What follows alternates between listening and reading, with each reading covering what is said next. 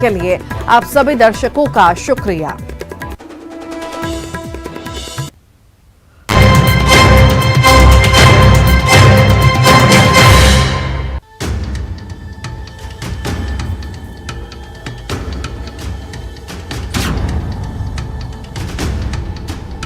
नमस्कार, बहुत स्वागत है आपका। मैं हूं आपके साथ ऋतु ज्ञानवानी। लगातार कवरेज जारी है। बैतूल की तस्वीरें आपको लगातार दिखा रहे हैं। तन्मय मामले में ये बड़ा अपडेट है।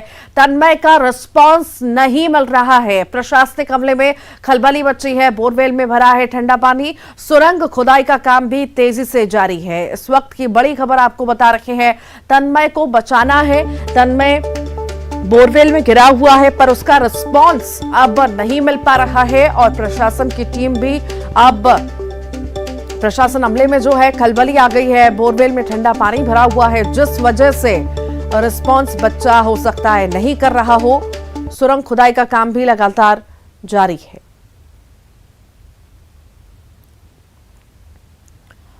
तो तन्मय को बचाना है और प्रयास लगातार जारी है। सारी टीमें मौके पर मौजूद हैं और रेस्क्यू ऑपरेशन चल रहा है तन्मय को बचाने के लिए। इस मामले में बड़ा ये अपडेट आपको दे रहे हैं। तन्मय मामले में ये बड़ा अपडेट है कि तन्मय का रिस्पांस नहीं मिल पा रहा है। प्रशासनिक अमले में खलबली मची हुई है। बोरवेल में ठंडा पानी भरा हुआ है। सुरंग खुदाई का काम भी तेजी से जारी है। अपन बोल रहे तो आवाज आ रही नहीं है भाई? आवाज आ रही है, आवाज आ रही है। अपन बोल रहे तो बोरवेल में बच्चा गिरा हुआ। इस वक्त की बड़ी खबर आपको बता रखे हैं। तन्मय को निकालने के लिए रेस्क्यू लगातार जारी है। सीएम शिवराज की स्थिति पर लगातार नजर बनी हुई है। बैतूल के अधिकारियों के संपर्क में सीएम हैं। ये बड़ी खबर इस वक्त बता रहे हैं। बोरवेल में बच्चा गिरा है और उसे निकालने के प्रयास लगातार जारी हैं। तन्मय को निकालने के लिए रेस्क्यू लगातार जारी है। सीएम शिवराज की स्थिति पर लगातार नजर बनी हुई है। बैतूल के अधिकारियों के संपर्क में सीएम हैं।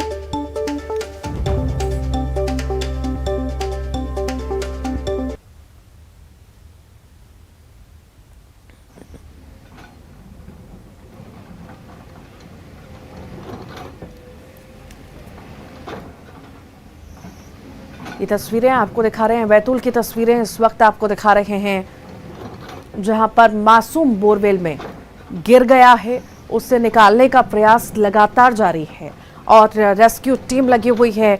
प्रशासन की टीम लगी हुई है। हर संभव प्रयास जो हैं किए जा रहे हैं तन्मय को निकालने के। रिस्पांस फिलहाल तन्मय का नहीं मिल पा रहा है।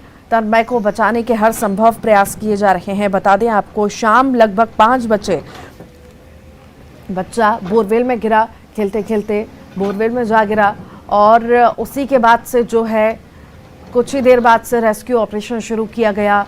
लगातार रेस्क्यू ऑपरेशन जारी है। तन्मय से बात करने की कोशिश की जा रही है, पर रिस्पांस नहीं मिल पा रहा है। 6 साल का ये बच्चा है जो बोरवेल में गिरा है।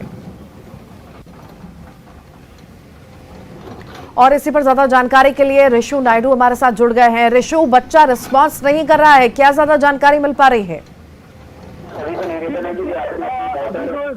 ताजा अपडेट है। कुछ देर पहले जो है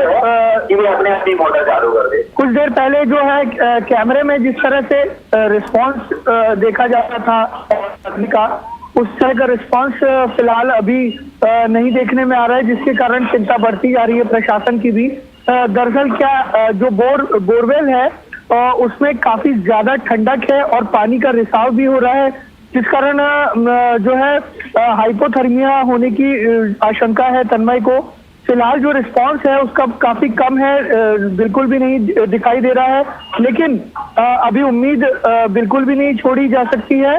तन्मय इस समय जीवित है, ये तो पूरी तरह से कंफर्म है, लेकिन अभी उसकी बॉडी कोई रिस्पॉन्ड नहीं कर रही है। जिस तरह हाथ हिल रहे थे, उसके हाथ दिखाई दे रहे थे, हाथ इस समय हिल नहीं रहा है, मुट्ठी बांध कर रखी हुई है तन्मय ने। तो ये भी हो सकता है कि वो ज्यादा ठंड की वजह से, हाइपोथर्मिया की वजह से थोड़ा सा बेहोशी की हालत में भी बच्चा आ सकता है। इस तरह के कयास लगाए जा रहे हैं। यहाँ पर डॉक्टर्स की टीम लगातार ऑक्सीजन की सप्लाई मेंटेन करके रखे हुए हैं और रेस्क्यू टीम्स ने काफी जो बोरवेल है उसके काफी नजदीक तक के जो है गड्ढा खोद लिया है, लेकिन अभी जो गहराई है वो ज्यादा नहीं हो पाई है। लगभग 22 से 25 फीट गहराई तक खुदाई हो चुकी है और बोरवेल के काफी नजदीक तक जेबी मशीन पहुंच गई हैं, पोकलेन मशीन पहुंच गई हैं। अगर इस तरह इस गति से जो है सुरंग की खुदाई जारी रही तो अगले 3-4 घंटों में जो है उस लेवल तक पहुंचने की उम्मीद जताई जा सकती है जहां पर जो है तन्मय फंसा हुआ है। ऋतु जी जी जी, लगातार प्रयास जारी हैं। आप बता रहे हैं कि रिस्पांस नहीं कर रहा है। हो सकता है कि बच्चे को ठंड की वजह से जो है बच्चा रिस्पॉन्ड नहीं कर रहा हो। और जो तस्वीरें आप देख रहे हैं और लगातार टीम वहां पर मौजूद है, लगातार टीम का क्या कुछ कहना है? जी देखिए, जो रेस्क्यू दल यहाँ पर मौजूद है उनका ये कहना है, जो कैमरा अंदर डाला गया था जिसमें कि तन्मय दिखाई दे रहा था, उनका यही कहना था कि जब जो सुरंग है जब तक वो अंदर पूरी तरह से लेवल तक नहीं आ जाती, खुदाई नहीं हो जाती, तब तक जरूरी ये होगा कि तन्मय को ऑक्सीजन की सप्लाई बराबर दी जाए। सबसे बड़ी दिक्कत जो ये आ रही है कि बोरवेल के अंदर गर्म हवा नहीं डाली जा सकती क्योंकि इससे ऑक्सीजन लेवल जो है वो कम हो सकता है। इस कारण से मजबूरी ये है कि ठंड के ही जो ठंडा के अंदर उसी माहौल में तन्मय को रहना होगा जब तक कि सुरंग पूरी नहीं खोदी जा सकती। इसका माना कि चिंतित है रेस्क्यू का ये कहना है कि कोशिश तो पूरी की जा रही है कि तन्मय को बराबर रीडिंग करता रहे और रिस्पॉन्ड करता रहे, लेकिन अगर रात हो रही है, ठंडक बढ़ती है तो कुछ कहा नहीं जा सकता क्योंकि ठंड का भी मौसम है और बोरवेल के अंदर की जमीन होने की वजह से ठंडक बहुत ज्यादा है।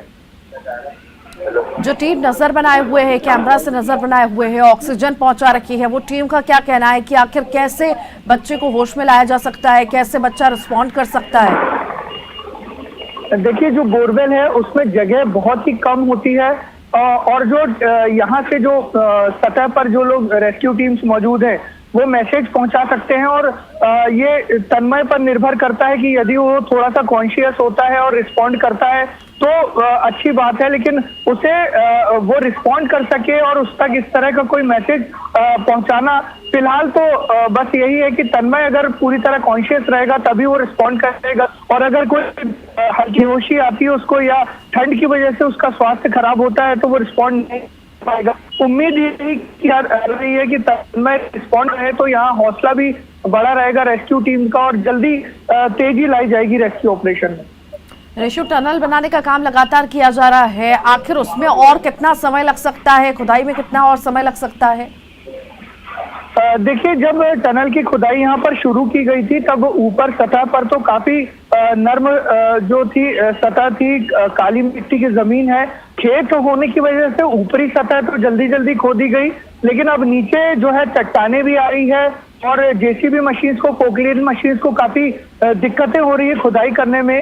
तो जो तेजी शुरू में आई थी, अभी खुदाई तो लगातार जारी है, लेकिन जो जगह है जहां पर ये बोरवेल है वहां पर एक से ज्यादा मशीन नहीं लगाई जा सकती। दूसरे सिरे से भी अभी खुदाई की कोशिश की जा रही है। प्रशासन का कहना है कि जो बोरवेल है उसके दोनों तरफ से खुदाई की जाएगी, लेकिन अभी फिलहाल एक तरफ से काफी नजदीक रह गई पोकलेन मशीन कर और अब दूसरे तरफ से भी खुदाई की जाएगी। तो उम्मीद ये की जा रही है कि एक ही तरफ से जो है टनल बना करके तन्मय को निकाला जाएगा, उसमें समय कम लगेगा क्योंकि अगर दूसरी तरफ भी टनल बनाने की कोशिश की जाती है तो लगभग समय बहुत ज्यादा लग सकता है और ये जो है तन्मय के लिए ठीक नहीं होगा।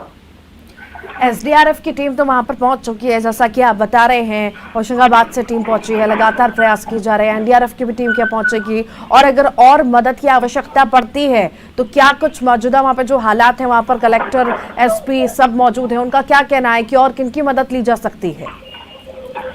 जी देखिए, अभी जिस तरह से प्रशासनिक अमला पूरा यहाँ पर मौजूद है, एक पल के लिए भी यहाँ पर जरा सी भी कोई ढील नहीं दी जा रही है रेस्क्यू ऑपरेशन में। पूरी तरह से इक्विपमेंट्स यहाँ पर मौजूद लेकर जो है रेस्क्यू टीम्स मौजूद हैं।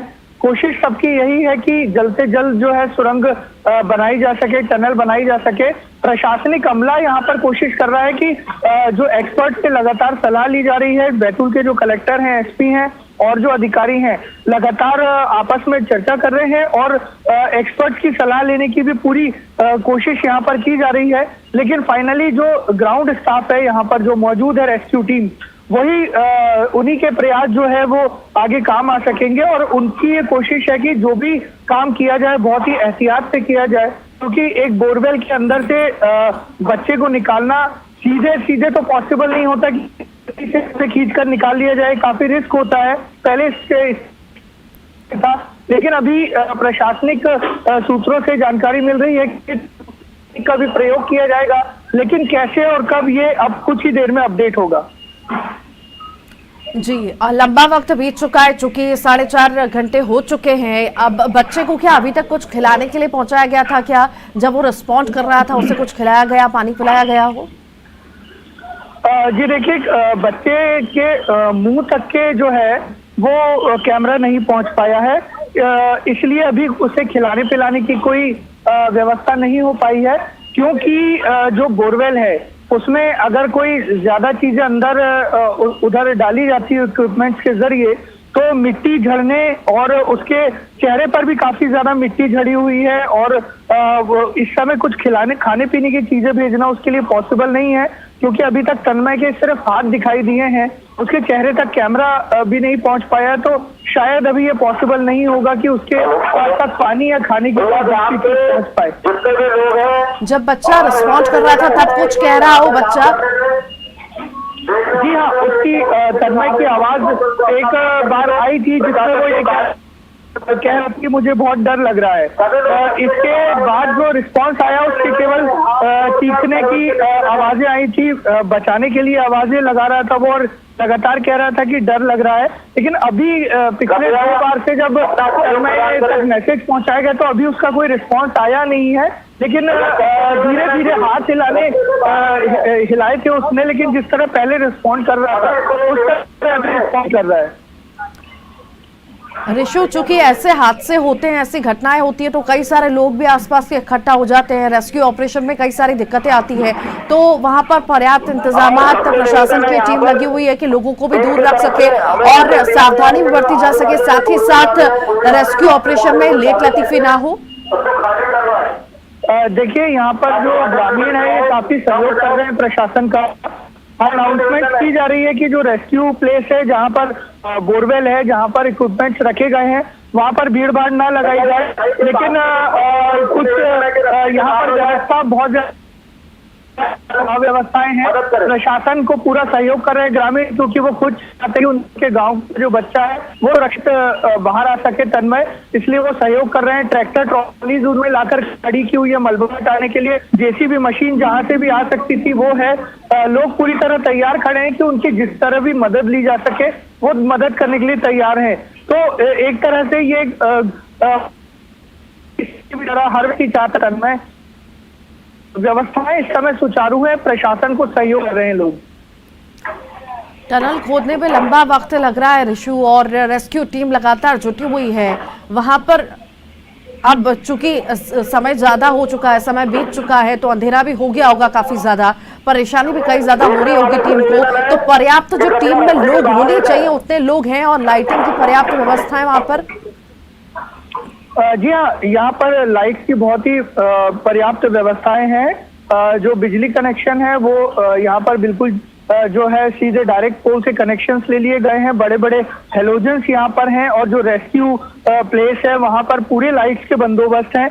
किसी भी तरह की कोई लाइट की कमियां नहीं है। हालांकि गांव से थोड़ा सा बाहर है ये जो इलाका है खेत का, जहाँ पर तन्मय फंसा हुआ है बोरवेल में, लेकिन इस समय यहाँ लाइट की और अन्य साधनों की कोई ऐसी कमी नजर नहीं आ रही है। और दूसरे लगातार यहाँ लाइट्स और बाकी चीजों की जो उपलब्धता है वो बनी रहे, इसके लिए प्रशासन लगातार प्रयास कर रहा है। जो पोकलेन मशीन चल रही हैं, जेसीबी मशीन चल रही हैं, उनमें डीजल पर्याप्त रहे। डीजल लगातार बुलवाया जा रहा है कि 1 मिनट भी जो है मशीनें रुक ना पाए। इस तरह से लगातार जो है सारे संसाधन लाए जा रहे हैं। ऑक्सीजन देने में आखिर कितनी सहूलियत और कितनी परेशानी हो रही है ऋषु? चूंकि आप बता रहे हैं कि सर पर भी मिट्टी पड़ चुकी है, परेशानी हो रही है, अंदर गीलापन बहुत ज्यादा है, पानी भर चुका है, तो आखिर ऑक्सीजन देने में कितनी सहूलियत वहां पर और कितनी ज्यादा परेशानी? देखिए, ऑक्सीजन जो है उसका एक लेवल मेंटेन रखा जाता है एक्सपर्ट के द्वारा, और वो लगातार यहाँ पर किया जा रहा है। जिस समय से तन्मय अंदर गिरा हुआ है, लगभग उसके आधे घंटे बाद से ही यहाँ ऑक्सीजन सप्लाई शुरू कर दी गई थी। सबसे पहले स्वास्थ्य विभाग की टीम को जिम्मा दिया गया था कि शुरुआत से ही ऑक्सीजन सप्लाई जो है किसी भी तरह कम नहीं होना चाहिए। ऑक्सीजन सिलेंडर्स यहाँ पर लगातार लाके रखे जा रहे हैं, क्योंकि अगर रेस्क्यू में टाइम लगा तो ऑक्सीजन की सप्लाई 1 मिनट भी यहाँ पर जो है बाधित ना हो, उसके लिए सिलेंडर्स लगातार लाके यहाँ रखे जा रहे हैं। एक्सपर्ट्स की टीम लगी हुई है हेल्थ डिपार्टमेंट की ऑक्सीजन सप्लाई के लिए। दूसरी बात, समस्या ये भी है कि ऑक्सीजन तो सप्लाई कर दी जाएगी, परंतु जो ठंडक है अंदर, जो बोरवेल के अंदर जो ठंडक है, क्योंकि पानी का भी रिसाव हो रहा है बोरवेल के अंदर, तो एक बच्चे के लिए काफी नुकसानदायक हो सकता है। हाइपोथर्मिया की स्थिति बन सकती है और ये उसके लिए हानिकारक साबित हो सकता है। ठीक ऋषु, आप लगातार नजर बनाए रखिए, आपसे अपडेट लेते रहेंगे। बहुत बहुत शुक्रिया जानकारी को साझा करने के लिए। और इसी के साथ ही फिलहाल के लिए इतना ही।